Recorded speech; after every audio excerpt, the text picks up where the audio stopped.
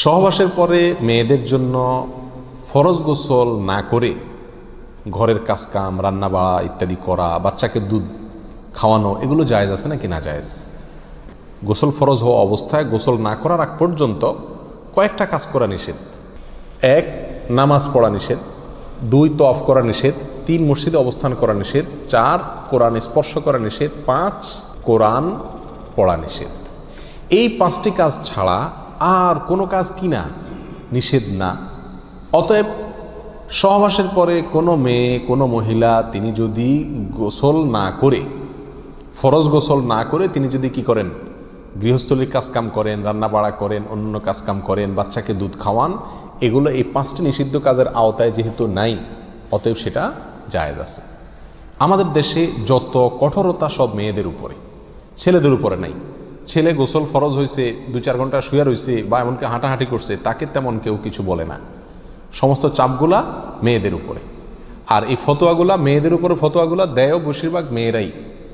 কথার কথা, ননদ আছে, শাশুড়ি আছে বা অন্য কেউ আছে বা জাল আছে, তো তারা খোঁচাইতে শুরু করে যে গোসল না করে বাচ্চাকে দুধ খাওয়াচ্ছে। কোনো বাচ্চা কাঁদতে কাঁদতে মরে যায় কিন্তু দুধ খাওয়ায় না, কেন? কারণ গোসল করে নাই।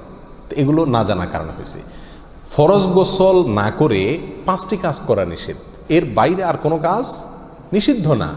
অতএব এমনকি আপনি রোজাও রাখতে পারেন, কি ফরজ গোসল না করে রাখতে পারেন বলতে সাহারি খেতে পারেন, সাহারি খেয়ে রোজা শুরু করতে পারেন।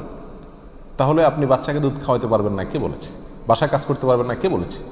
তবে হ্যাঁ, যদি আপনি ফরজ গোসল একটু দেরিতে করতে চান কোনো কারণে, তাহলে সেক্ষেত্রে অন্যান্য কাজকামের সুবিধার জন্য ওযু করে নেওয়া উত্তম।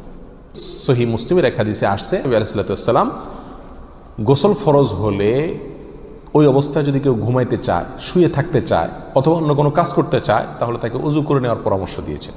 অতএব ওযু করে নিয়ে এরপর অন্যান্য কাজ করা উত্তম। এর বাইরে ওযু ছাড়া যে সে কিছু করতে পারবে না, ব্যাপারটা এরকম না। একবার আবু হুরায়রা রাদিয়াল্লাহু তাআলা আনহু, তার সাথে নবী আলাইহিস সালাতু ওয়াস সালামের দেখা হয়েছে কোনো এক রাস্তায়, এই অবস্থায় যে তার গোসল ফরজ হয়েছিল।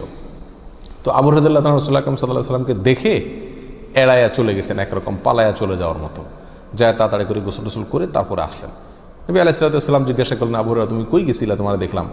বলে, ইয়া রাসূলুল্লাহ, আমার গোসল ফরজ হয়েছিল, তো আমি আপনার সঙ্গে বসবো, সময় দেব, ফরজ গোসল অবস্থায় আমার কাছে জিনিসটা অপছন্দ লাগলো, নাপাক অবস্থায় এভাবে থাক, আপনার সাথে সাক্ষাৎ করব। তখন নবী আলাইহিস সালাতু ওয়াস সালাম বলেছেন, সুবহানাল্লাহ, মোমেন আবার নাপাক হয় নাকি?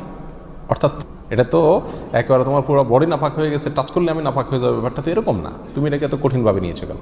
তাহলে এই সব হাদিসগুলোকে সামনে রাখলে মোটামুটি পরিষ্কার হয়ে যায়। আমাদের আয়েশা রাদিয়াল্লাহু তাআলা আনহা থেকে এক হাদিসে আসছে, তাকে জিজ্ঞাসা করা হয়েছিল যে নবী আলাইহিস সালাতু ওয়াস সালাম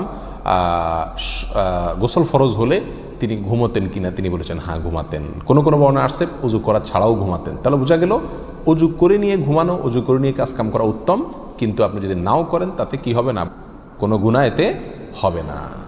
আল্লাহু আ'লাম।